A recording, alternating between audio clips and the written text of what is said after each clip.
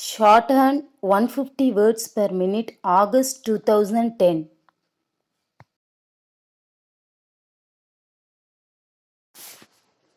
Ladies and gentlemen, I deem it an honor and privilege to be with you all here this evening.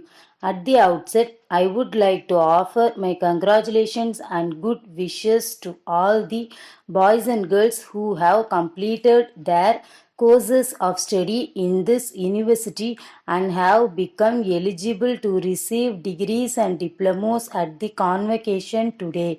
Now, the purpose of education is to help an individual to grow in accordance with his abilities and aspirations so that he may be able to render active and useful service to the community and the country. I think you will agree with me that education is an asset to develop and equip young men and women to earn a decent livelihood. In the past, there was not much scope in the educational system for the development of initiative and creativity. After independence, necessary attention was given to the educational system so that the young men and women might be encouraged to think on their own.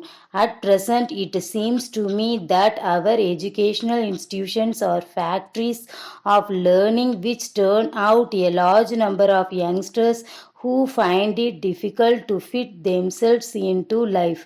I would like to point out that failure in getting employment in spite of their degrees and diplomas creates a feeling of frustration in them. In the first place, it must be understood that present day education is the product of circumstances not within our control.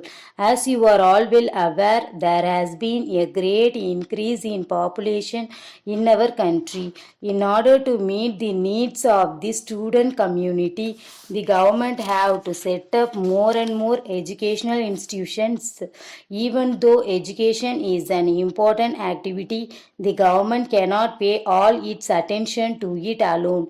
It is true that the government have to concentrate on other departments of national life also and see that the resources are reasonably distributed. So, on this occasion, I would like to request the private agencies to play a big role in starting and running educational institutions.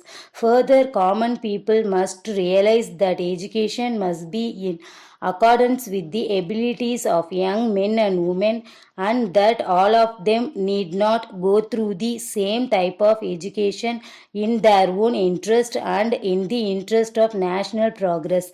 Next, I would like to say a few words about the role of teachers in imparting education. It may not be too much to say that the quality of the teacher is the quality of education, but now the role of the teacher has become very important and his work is often judged by the results he is able to produce at the public examinations. The next point I would like to refer is to the role of University Grants Commission. This commission has done good work and extended the scope of its activities, and I am happy about it. It has not only confined its attention to the central universities but also taken great interest in the affairs of the affiliated colleges.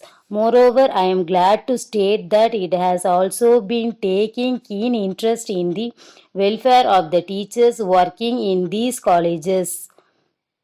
As a matter of fact, I am very glad about it. I would therefore say that in the interest of keeping up the standard of the teaching profession, it is necessary that the Commission should pay more attention to this. The central universities are in a very happy position. They are the first charge on the finances of the central government so far as education is concerned. The other state universities are also in the same happy position. They get money from the state governments and other sources. But when I come to private colleges, I think they are not in a sound position. They do not get any money from the state governments.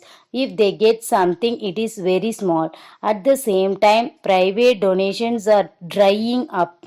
Private donations, which used to keep these institutions going in the past, are not available now. So, it is necessary to look after these private colleges. This can be done if the University Grants Commission devotes some attention to them. I am sure the youngsters who receive their degrees and diplomas today will bear in mind the influence of this university, which has built up great values in education through its activities. I offer my best wishes to the graduates for prosperous life.